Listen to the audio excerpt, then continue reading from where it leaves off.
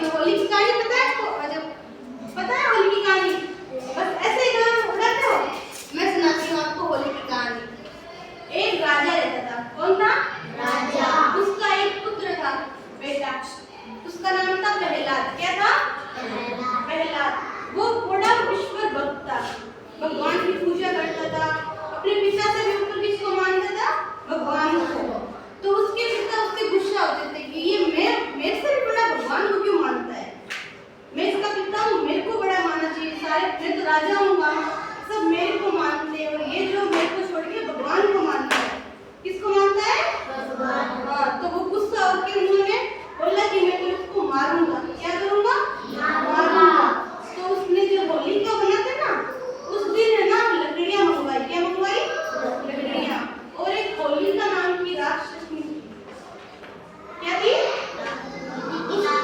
उसको उस लकड़ियों में बिठा दिया और गोद में प्रहलाद को, उनका जो पुत्र था ना, उनको दे दिया।